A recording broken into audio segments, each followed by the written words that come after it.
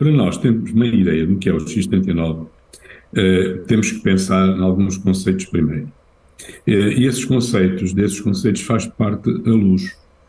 O Miguel já referiu os infravermelhos e o que acontece é que nós temos luz infravermelha a ser permanentemente emitida pela nossa pele. O infravermelho não é visível ao olho humano, mas ela está lá e com dispositivos de visão noturna nós conseguimos ver não o contorno da pele, mas o contorno da luz que a pele emite. Este conceito é muito importante e o outro de que nós somos influenciados pela luz também é importante. E a prova, eu costumo dar este exemplo, a prova disso é que quando nos pomos ao sol a determinadas horas do dia, em que o sol emite os raios ultravioletas de gama B, B de bata, portanto, os níveis da nossa vitamina D em circulação no sangue aumentam. E isto é prova de uma alteração bioquímica provocada por luz. A partir daqui, nós vamos ter que perceber, do ponto de vista bioquímico, o que é que está aqui implicado. E o peptídeo, do que o Miguel falou também, é efetivamente uma molécula muito pequena que, por ser tão pequena, tem uma cadeia de 3 aminoácidos, glicil, histidil, lisina. Por ser muito pequeno, ele navega, vamos dizer assim, movimenta-se com muita velocidade nos espaços extracelulares. Então, ele só dura uma hora no organismo, mas atinge os receptores celulares com muita facilidade. Isso dá-lhe uma eficácia muito grande nas ações que lhe são atribuídas. E essas ações são de uma amplitude enorme, por vezes inacreditável. Devo-vos dizer que quando eu abordei pelas primeiras vezes a tecnologia que aqui está envolvida, eu fiquei um pouco cético, porque não conhecia muito bem a ação do GHK-PCU, deste peptídeo. Só depois, quando comecei a debruçar-me sobre isto, é que eu comecei a compreender que tínhamos na mão qualquer coisa de extraordinário. Tecnologia de fotobiomodulação, que eu já explico o que é, e tecnologia de reativação de células terminais. Então, este peptídeo GHK-PCU faz uma ação, ou tem uma ação, como eu vos disse, muito ampla. E muito ampla porque ele influencia o nosso sono, influencia a nossa energia, influencia a cicatrização das feridas, tem ação anti-inflamatória, tem múltiplas ações anticancerígenas, tem uma capacidade de aumentar a performance desportiva, de melhorar a recuperação do esforço físico. Agora, se olharem para o vosso ecrã, têm aí mais algumas ideias de coisas, numa pequena parte das coisas que nós conseguimos verificar a influência do X39. Ou seja, nós estamos ainda a falar do peptídeo, o peptídeo é a base do X39 e, portanto, aquilo que eu vou dizer em relação a ações são do peptídeo. Alívio rápido da dor, redução da inflamação, já abordámos isso, melhoria rápida da cicatrização, energia, vitalidade, maior clareza mental, melhor desempenho desportivo, também já falámos esta parte, recuperação após exercício mais rápida, um aumento da produção de colagênio. Isto é muito importante porque o colagênio é para o corpo humano, assim um bocadinho como o cimento é para a parede. O cimento é o que liga os tijolos. E com o colagênio passa-se uma coisa parecida. O colagênio é estruturante de todo o tecido conjuntivo. Portanto, ele é indispensável para a nossa integridade física. Mas temos outras ações do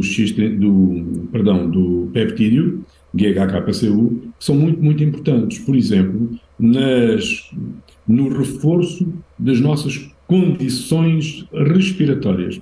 Eu quero-vos dizer que muitas vezes há ainda se faz um erro, que é encarar o X39, portanto o produto que estamos a falar, como uma forma de tratar doenças específicas. Ora, isto não se comporta como um remédio. Aliás, o remédio remedeia, não é? Isto efetivamente faz alterações que eu já vou explicar, importantes na base do funcionamento de todo o nosso organismo. Então, o peptídeo tem essas ações que nós já falámos, e, por exemplo, uma muito importante que se tem verificado com alguma frequência na minha clínica é na DPOC, na doença pulmonar obstrutiva crónica, que tem uma ação, eu posso classificar assim, de resultado rapidíssimo, em vários casos, rapidíssimo e de grande eficácia. Qual é o grande problema agora disto? É que este peptídeo, este GHK-PCU, ao longo da vida vai diminuindo. Nós vamos perdendo a quantidade, vai baixando a quantidade de unidades deste peptídeo ao longo da vida. E então, se vai baixando, essas ações todas que ele faz vão ficando mais frágeis. E essa é uma das razões pelas quais nós, à medida que vamos avançando na idade, vamos tendo menos capacidade para lutar contra as patologias, as condições menos boas de saúde que nós vamos vivendo. Agora, em cima de tudo isto, está uma outra situação que é, porventura, muito mais interessante do que tudo o resto que nós falamos. É que, quando incrementamos este peptídeo, incrementar significa aumentar a quantidade. Quando incrementamos este peptídeo, ele reativa células estaminais. E agora vamos aqui para outro conceito, que é o conceito das células estaminais. Mas antes disso, quero referir, e isso é muito importante, que foi feito um estudo há poucos anos, numa universidade na Califórnia, em São Francisco, e que consistiu no seguinte: era medir a quantidade do peptídeo GHK-PCU no sangue de jovens entre os 20 e 25 anos e depois medir o peptídeo GHK-PCU em pessoas de 50 a 60 anos. E o que verificaram, os números que verificaram foi, entre os jovens, o número de peptídeos, deste peptídeo GHK-PCU, era 260 nanogramas por cada mililitro, e nas pessoas de 50 a 60 anos era 80 nanogramas por cada mililitro. O que quer dizer que ao longo da vida, esta gente que tinha 50 a 60 anos foi perdendo peptídeo GHK-PCU. E foi, portanto, diminuindo, entre outras coisas, a capacidade de ação da célula estaminal. E aqui está um dos grandes problemas. É que, à medida que o GHK-PCU vai baixando, a célula estaminal também vai perdendo a sua eficácia, vai perdendo a sua ação. E, como disse o Miguel, penso que ele disse isso, aos 20, 30 anos, 30 a 35, nós vamos ter em ação apenas cerca de metade das células estaminais e aos 60 anos teremos muito pouco ou quase nada. Então, se a célula estaminal é importante para a reparação do nosso organismo, e se a célula estaminal é importante para a apoptose celular, que já vamos também dizer o que é, isto é simples, ok? E esta simplicidade não evita que nós tenhamos que utilizar alguns termos técnicos. Tentar resolver as dúvidas depois. Neste momento, o que é preciso perceber é que as células estaminais vão descendo, a quantidade de ação que essas células são capazes de produzir vai diminuindo e, agora reparem, se o GHK-PCU diminui, a célula estaminal diminui, a apoptose celular vai-se dar com menos eficácia. E o que é a apoptose celular? A apoptose celular é nem mais nem menos do que a morte natural das células. As células não têm o tempo de vida que nós temos, enquanto unidade. Não é? Há células que têm um determinado tempo de vida, as células musculares têm um tempo de vida já diferente, etc, etc, etc. E, portanto, nós não morremos com as células quando nascemos. Nós vamos sempre resolvendo ou substituindo, melhor dizendo, as células que vão morrendo. E agora adivinha qual é o papel das células estaminais nisto? São responsáveis pela substituição da célula que morreu. E então, se nós vamos perdendo a quantidade de GHK-PCU, vamos produzir cada vez menos a ação das células estaminais, o que vai acontecer é que, inevitavelmente, ali à frente, temos a morte. Nós vamos morrer, de certeza, mas como o Miguel dizia, que morramos o mais tarde possível, com a melhor saúde possível. É para isso que nós aqui estamos, e é disso que estamos a falar também. Ou seja, quando nós pegamos no GHKC e levamos para valores que tínhamos aos 20 anos, se tivermos aos 40, 50, 60, 30 mesmo, se o elevamos para esses níveis, nós estamos a regredir na idade dessas estruturas. Aquilo que elas perdem, estamos a falar do GHKCU, aquilo que elas perdem é apenas a quantidade em ação no organismo. Não se esqueçam que a HKCU só dura uma hora no organismo. É substituído constantemente, produz novas moléculas constantemente, mas ele dura muito pouco tempo. Vai diminuindo ao longo da vida, como eu disse. Agora, reparem que o grande foco de importância nisto é o GHKCU, porque é ele que permite a reativação de células estaminais e faz com que as células estaminais estejam prontas a fazer a substituição das que vão morrendo. Se nós produzimos menos GHKCU, tudo isto é posto em causa. Todo o edifício cai pela base. Então temos que o elevar. E para o elevar, utilizamos uma tecnologia chamada fotobiomodulação. Foto é luz, bio é o organismo, modulação é a estrutura de uma luz que nós mantemos com aquelas características. Estamos capazes de manter com aquelas características, modelamos-las e mantemos-las. Então o que se passa e o que se fez foi aproveitar a luz da nossa pele, os infravermelhos, colocar uma película com cristais, nanocristais, escala muito pequena, ok? Nanocristais orgânicos que funcionam para a luz como um espelho funciona para a imagem. Quando nós temos um espelho à nossa frente e o espelho é liso, reflete a nossa imagem tal e qual como ela é. Se o espelho é côncavo ou convexo, altera-nos a imagem. Ou fica mais larga ou fica mais estreita. O que acontece com esta película de nanocristais é exatamente o mesmo em relação à luz. A luz que impacta na película é alterada, tal e qual como acontece à nossa imagem no espelho, é alterada, mas é alterada para uma condição, um comprimento de onda, uma frequência adequadas a uma determinada função, que é nem mais nem menos do que estimular os terminais nervosos.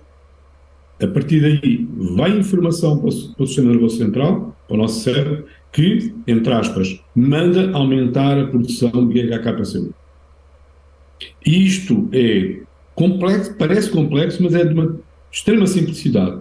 O que é complexo o que foi complexo foi ter lá chegado, nomeadamente o aproveitamento da luz do corpo para fazer isto. Eu trabalho com fototerapia, mas a fonte de luz é sempre uma fonte exterior. Normalmente são lasers, que nós depois manobramos com laser de baixa intensidade, manobramos de uma determinada forma. E o que se fez aqui, o Dr. David Schmidt fez, é qualquer coisa que era impensável neste momento.